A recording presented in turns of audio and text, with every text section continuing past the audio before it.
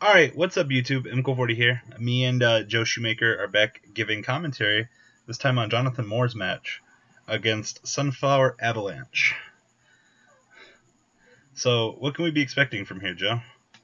I have no idea. I know John Ward pretty much just plays anything in the meta. All he does is play DN. No, not really, but he plays DN all the time. Well, I mean, So, he always is testing with Billy Break at home. yeah, and for those who don't know John Ward, the reason why he's important is because he won a YCS like in 2000. I want to say 2007, the first set that 6 AMs were illegal, and now he's trying to get back into competitive Yu-Gi-Oh! And they're House of Champions on YouTube. Yup. It looks like Sunflower just drew and passed. Maybe he's playing Cosmo. Another very passive Cosmo matchup. Whoa, that's interesting. Here comes the jank. Yeah, that's a super techie card. Oh no! What? Whoa! Alright. Is The Archfiend can be, for anybody who doesn't know, it can be special summoned whenever you control a spellcaster. Wow. What is going on? So it's a free summon for him now, but it looks like he also had 2 Hat Tricker in his hand to also summon. That's honestly game right there. A value if he's playing against Cyframes, though? If he's playing against Cyframes, he loses, but he can make Diamond Crab King and the the Trapeze Magician to make it be able to attack twice, which is game. This is disgusting right now. Seeing a massive blowout so early in the game. But Cyframes are so popular, I'm sure he has to consider that he's playing against Cyframes, or that he might have like a damage juggler in hand, because that's also super relevant. Exactly.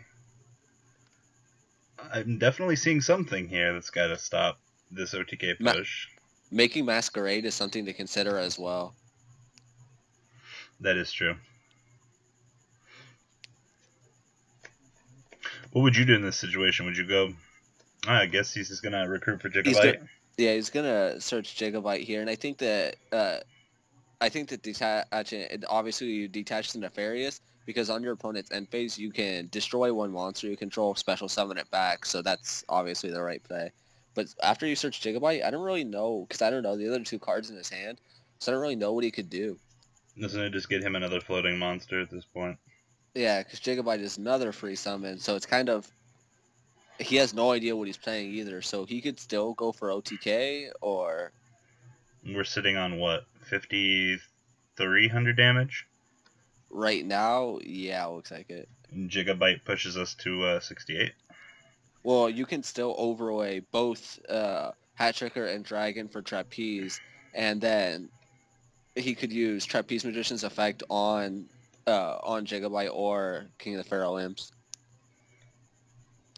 And if you use it on Gigabyte, it would also activate Gigabyte's effect to special summon a monster with the same stats.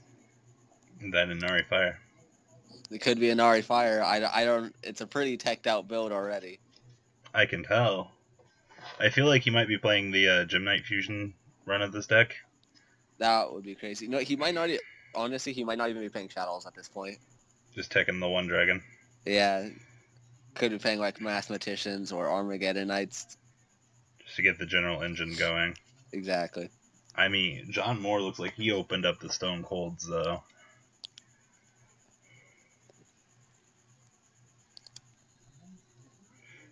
I don't know what he wants to... Alright, I think what I would do is just attack with what he has. I mean... You know what? No, just go all in Masquerade and just attack. I guess we just... knowing more, though, he's going to try to, I guess, keep fishing. Yeah, I agree. It's kind of like an old school mentality, too. I mean... Oh, so he is going to go for Trapeze. Yeah. I mean, he didn't lose much by making the plays he made. And with Trapeze Magician, it's kind of a safe card to make, too, unless he's going to get Trished. Because when it's destroyed and sent to the graveyard, you can special summon a Perform Mage monster from your deck. So it's a pretty safe card to have on the field. Oh, he probably is playing Cosmos, and that saves him from the OTK. But still, he's left with 4 cards in hand. I don't know why you don't attack with Gigabyte first there. I was shocked that he didn't. I mean, if he would have had the Gores, more would have been like, what? Why did he take 2300 attack? Because the Fairlamp can attack twice. But he summoned Yugioh on the attack. Oh, that is true. I don't know.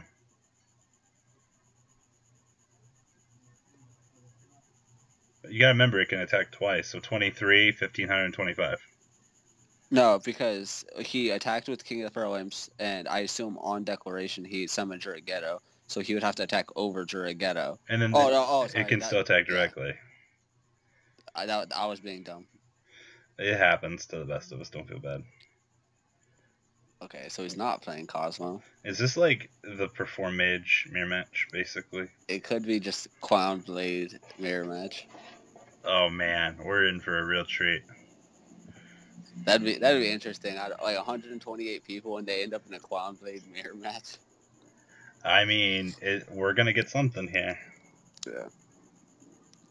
So what can we expect from this possibly being a mirror?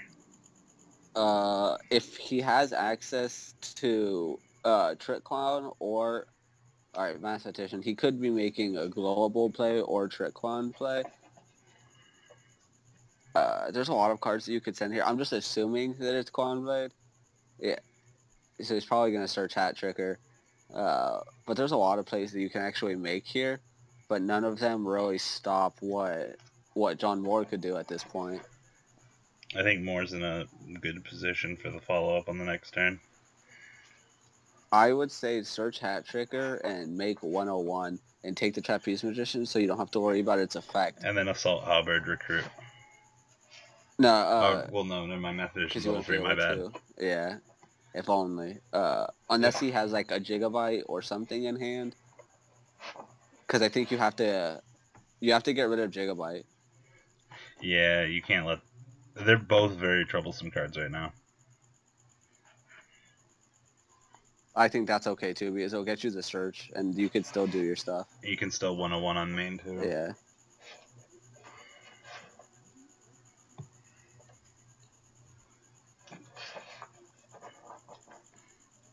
So we are confirming that he is playing multiple Assault Halberds. Oh, at least. Yeah. I mean, he could have had the other one in his hand, you know. Yeah. I've seen stranger things from Yu-Gi-Oh!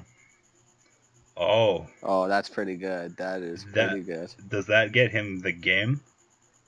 Coming through on the next turn, though? No. Wow. Yeah. John knows. Yeah, John already knows. That monster's in defense mode. Yeah.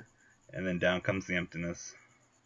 Alright. He's saying on reveal, but that card actually does not reveal or activate its effect. It just special summons like Cyber Dragon. Correct. So we have the potential for 1,700 damage on board? Oh, he's not going to get at that damage. And I think the best play for John Moore to do is to just attack into the Assault Halberd and summon something else and attack over 1,500 and attack into Hat Tricker. Just sit on emptiness. It depends what he's got here. I mean, his hand could be very bad at this point in the game. Yeah, he did use most of his hand on the last play, and he didn't get Gigabyte's effect or get back Nefarious. Yeah, so he's just attacking for that 700. I mean, he's just going to take the very nice, slow, passive play here. Exactly. There's nothing wrong with that. Emptiness is a good card. And, I mean, we're pretty sure that he just doesn't have MSD at this point.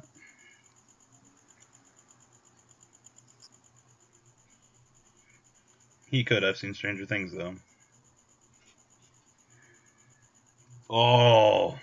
That's actually not that good right now, because you have to banish the monster so it doesn't get rid of Vanity's Emptiness. And the material just goes to the grave because it's technically in, like, a void. Yu-Gi-Oh! Logic. So, do you think John Moore can do 1,000 life points? Yeah, he's playing cards like Dragon that with 1,900. I assume he's playing something like T-King. I assume he has the monster. Yes. So emptiness is just gonna float there, like we said. I agree, that situation's not something that comes up all that often. About the material being in the void. Yeah.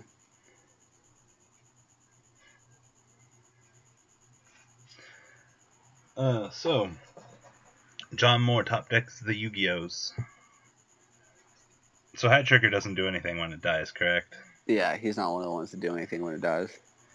It's just an 1100 floating there.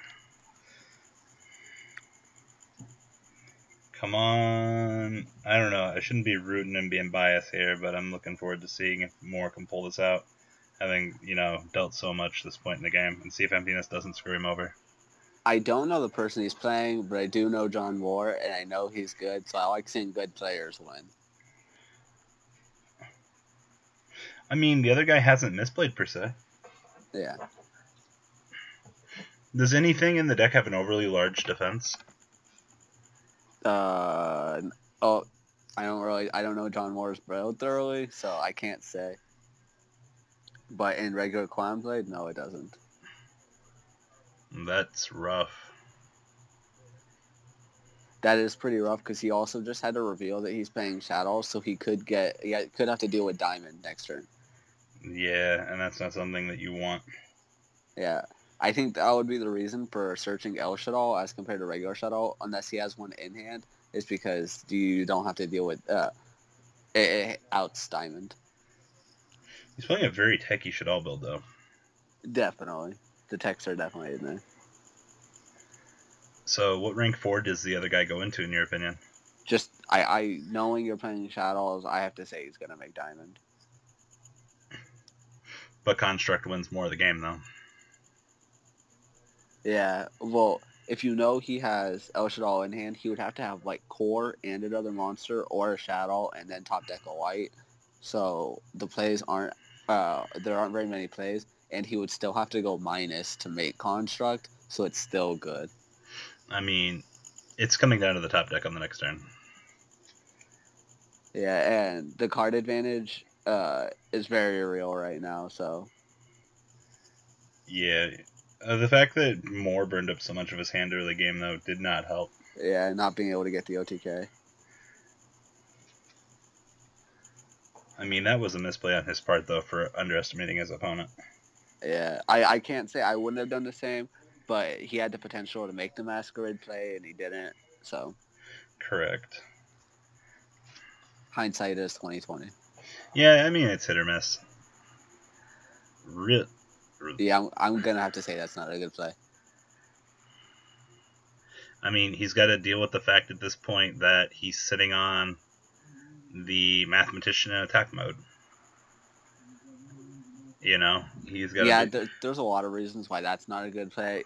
Say he doesn't play Diamond, you could still not play summon anything from the extra deck because that other card in his hand very well could be a Shadow Fusion. So and if you search Shadow Fusion, I would assume that he does have the Shadow Fusion live. So you're giving him fodder for it. Correct. Yeah, I definitely don't think that was the right play. I mean, it depends what this back row is. This back row could be live.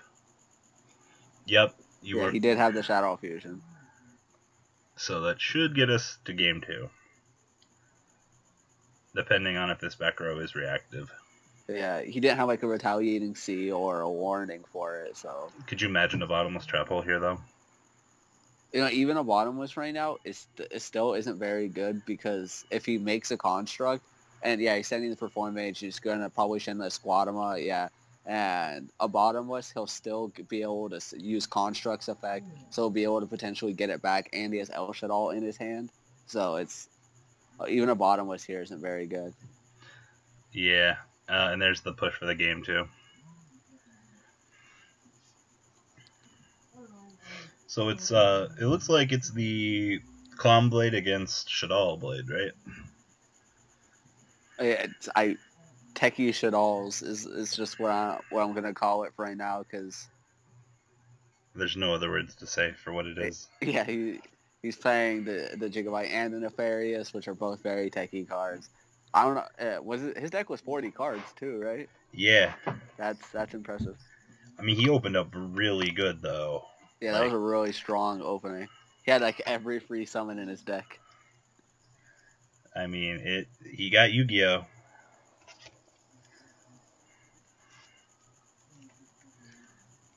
I mean, here we are, Yu-Gi-Oh players commenting about the previous game with the typical Salt of the Emptiness.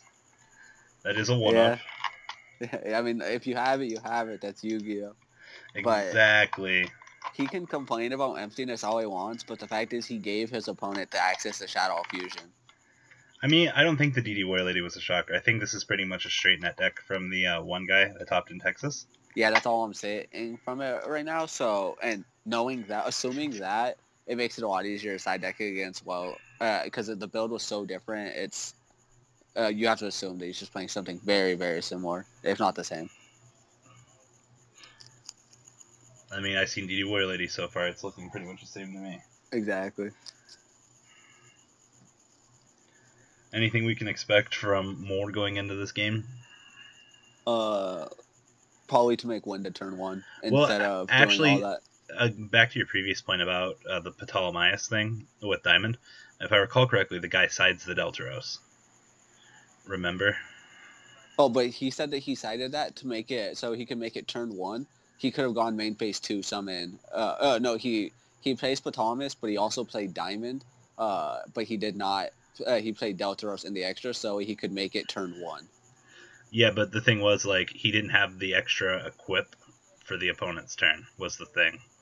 Oh, no, he could have just overlaid Ptolemaeus into Diamond, main phase 2. Oh, that is true.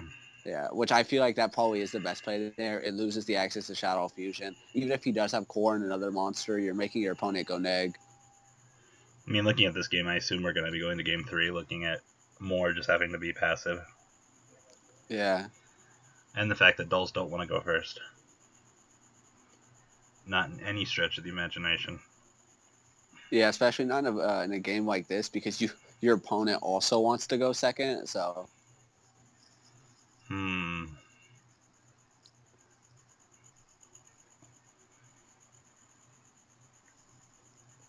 So, Maximus output is here. Free recruit.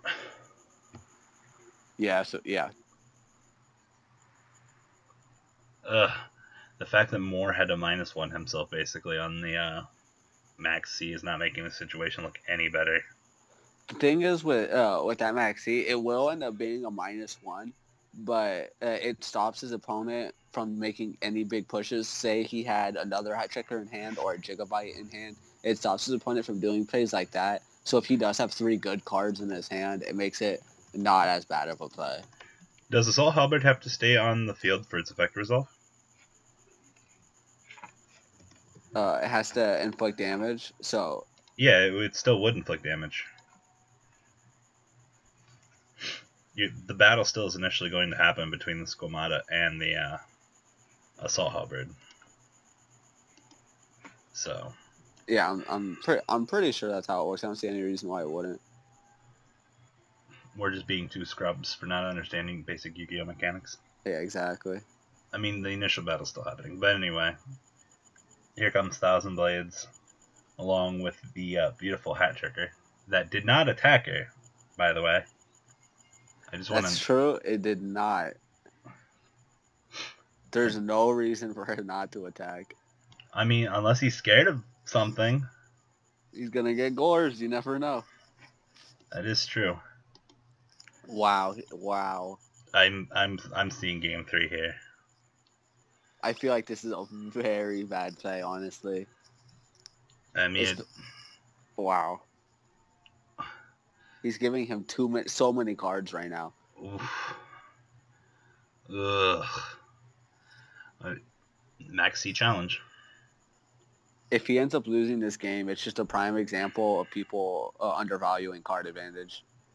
Exactly, and I definitely don't think you want to be giving Dulls any more advantage. Yeah, exactly, because he had 3 cards in his hand. He had to set a squad, so you have to assume he doesn't have very many great plays. If he did want to actually summon something from the extra, he could have just made Ptolemaeus and passed and attached a Stellar monster to it. so he could have made Diamond on his opponent's turn, or like a Pleiades on his opponent's turn. But he didn't need to special summon anything. Correct. Like with the instant fusion in hand, that could have waited a turn, no problem. And why did he not use the Nodin? Like the Nodin's just gonna pop itself here. He has to summon something. I mean, at this point in time, this guy is just. I feel that he should have just passed and let the dolls just have their 3 cards draw into the 4th. Because now what do you overlay to? Giant hand? That's like the only thing I could imagine. I mean, if Moore's got the Shaddoll Fusion though, like this just gets disgusting. Well, he has Diamond, so there's that. But him playing the Teched Out Perform Age, Nefarious, Gigabyte stuff, it's hard to imagine he didn't see any of those cards here, and he can just blow them out right now. Yeah, he can blow them out with any good rank 4. Those 2 back row, but oh wow. He literally just did everything on that play. It was all or nothing. He could have top decked Dark Hole or Regeki. Oh man. Let's see, that's what, 9 cards to break? 9 cards, can you break this formation? So what are we expecting here? A warning? A Dark Hole. Okay, yeah, he has to have the 3 summons. That's a good play.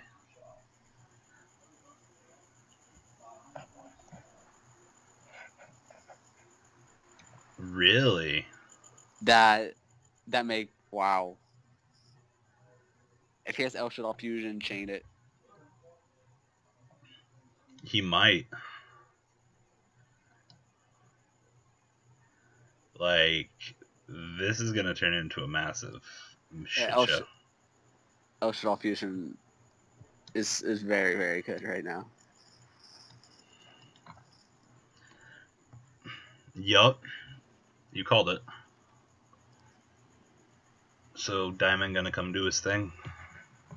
Yeah, Diamond's obviously going to negate something.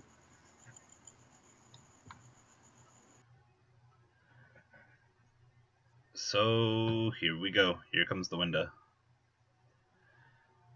Oh, time space trap hole. Ugh.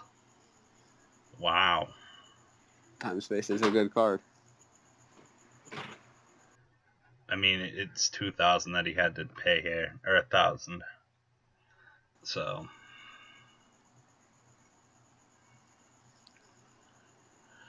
So what do you think the last face down is? MST probably. If he didn't side them out. You think Moore can do anything more here? More. You like the pun?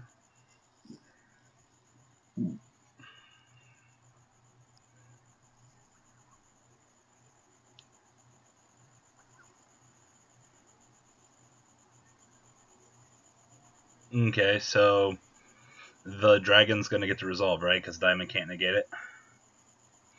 Diamond actually, I believe John Moore is right. Diamond can't negate any of them because of time space trap hole. Correct. Well, I mean, the guy could have actually did the Diamond effect first, and then changed time space.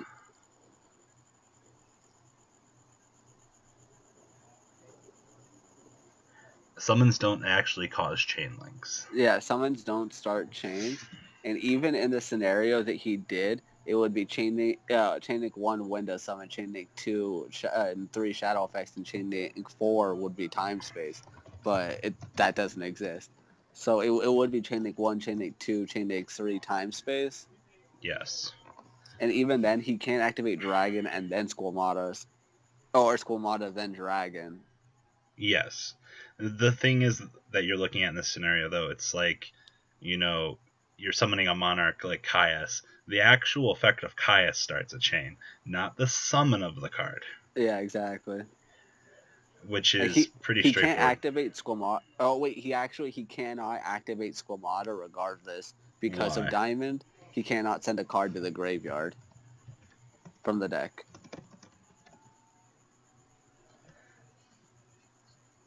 That is true because of Diamond. So no. Wait, Are Time you? and space is still the chain link, so we still cannot negate dragon. Oh yeah, that is true. We should probably. I already said something in the chat. Oh yeah, I thought you did. I guess we wait for them to notice here. And if they, you know, they're.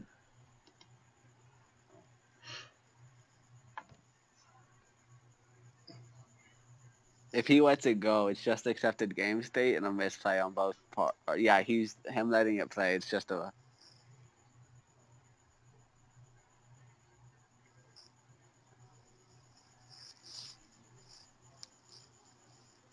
Yeah, this is just accepted game state. The misplay is too real though. Yeah. Like, Diamond, please. Why are you so big? Yeah, so everyone remember, you cannot activate Squamater's Grave effects with Diamond on the field. It won't even start a chain link.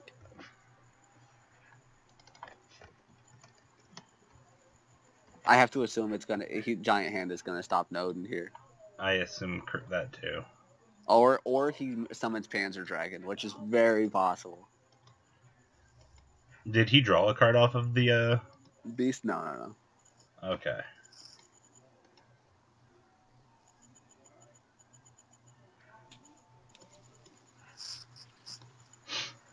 So at this point, it doesn't really matter.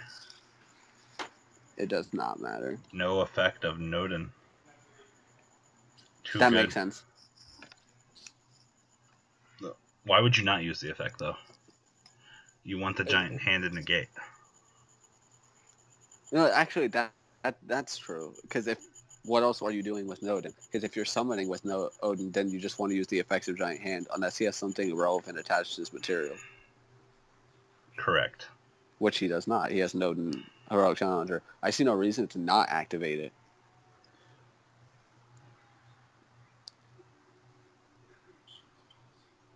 Alright, I finally got Morse's attention.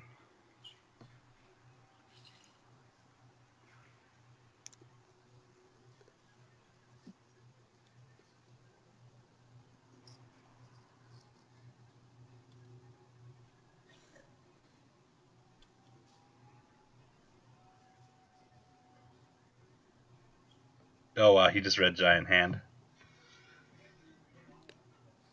It was a prize card. He just doesn't even know what it does. I mean, it's too good. It's a pretty good prize card. For a prize card, it's pretty good.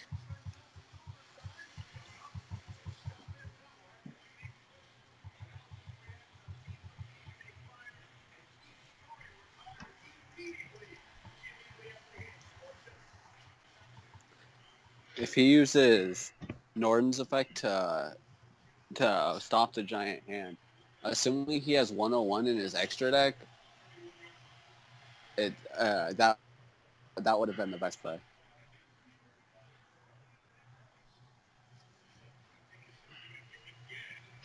The only thing that the squad couldn't dump was the send, which is fine. So I mean, there was no difference in the game state being broke there. Yeah. So.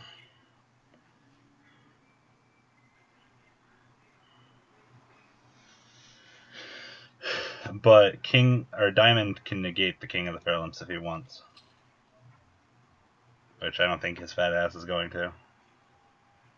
Would you negate the King of the Fairlamps?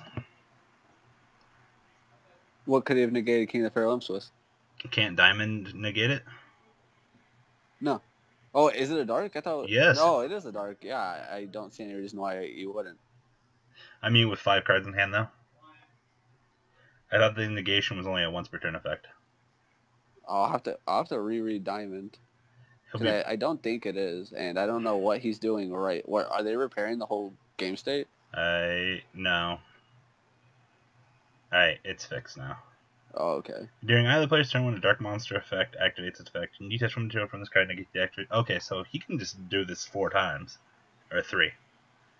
Yeah, he has 3 more times to negate it, and he just chooses not to. That's kind of odd, because now you just gave him a free summon for next turn. I mean, and it comes he has to... no cards. Surprise 101 was not had. You feel? I feel like if he would have stopped if he would have baited out the giant hand, then he probably would have. But he said he didn't know what giant hand did, and that's his mistake.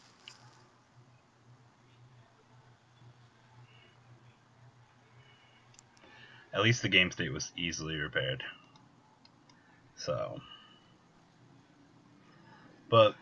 So Moore just gets a free XYZ summon next turn, correct? Assuming he has any other spellcaster in his hand, yeah. And playing Shaddolls, I assume he does. Oh, you would hope with 4 cards in hand. Oh, Yeah, here comes Jugs. Wait, does he have a damage juggler currently in grave? No. I think he's just hoping for a good top deck.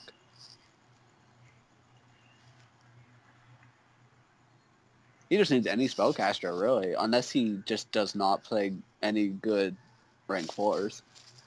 Oh, no.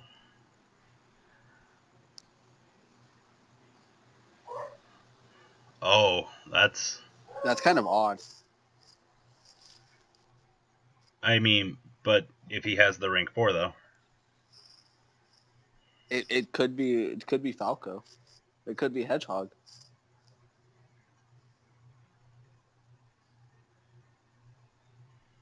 And he didn't even decide to flip it, so... I wonder what he set. There's no reason... What would Moore set? You know, I feel like he should have flipped it regardless. I agree. Yeah, whether you can use the effect or not. Now, he can't. I mean, what could he have set that you don't want to flip? He just turned that mind control into just a neg. I mean, why? Why would you play it? Oh. You know, that still doesn't really make sense. I mean, I guess. Oh, look, it's a spellcaster. Oh, maybe he has another... He's got to have another Gigabyte or something. Oh, and it's a hat tricker. This should be the end of the road. Well, he's at 6,000, so I don't think he can just end the game. But no, but that was smart on Moore's part, though, by setting the mathematician. Oh, you're yeah. either going to recruit for a free card when it dies. Oh, he cast out perfect out, unless he has a Veiler. Could you imagine his top deck was Veiler last turn? If he has El Shaddai Fusion in hand, that could be game right here. That is very much true. We got 3,500 on the board. Yeah, I'm not surprised he doesn't have it. He's still in a very good position. The card advantage is real. That Maxi is definitely paying off. As we saw, that was pretty much a misplay on his opponent's There's part. been some questionable plays. That is true. I mean, Moore's made a betterness out of it than his opponent has in most situations, though. Yeah. I mean, I don't disagree with setting the mathematician. You know? Yeah, well, the thing is, that's kind of a queer play, though. Unless you just are not very good at Yugioh, you wouldn't see that. You would usually see that that's a pretty easy play. Oh, I thought he was going to have a hat tricker to go with it. Wow, that's a very good card to have right there. That's game over. What's his life at? 25? Yeah. It could be. I mean, Castell over. It swings back. I think, you know what? Unless he has game in his hand, I think you just make Winda here.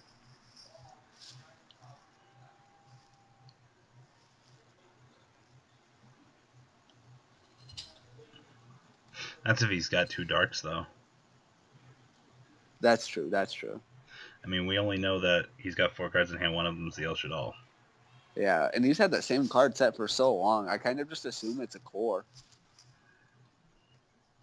You think he's playing core in this? I think it's possible. Could be an emptiness. It could be an emptiness. Or a torrential. So he top decked the Shadow Fusion. Oh. Retaliating C. Wow. Oh. Wow. It Wow. was a debunk, guys. And that'll do it. Bringing it on home. Any final comments? Definitely a lot of questionable plays here. The Max C is basically the reason why he just had advantage the entire game, giving John Moore the win. All right. Well, thanks for watching, guys. We're out. I hope you guys enjoyed this video. Please thumbs up this video to show your support. And please check out Vanguard 40 for Cardfight Vanguard, mkohl Games for miscellaneous trading card games, and No Limit Gaming for a brand new series of Yu-Gi-Oh videos. Thanks for watching.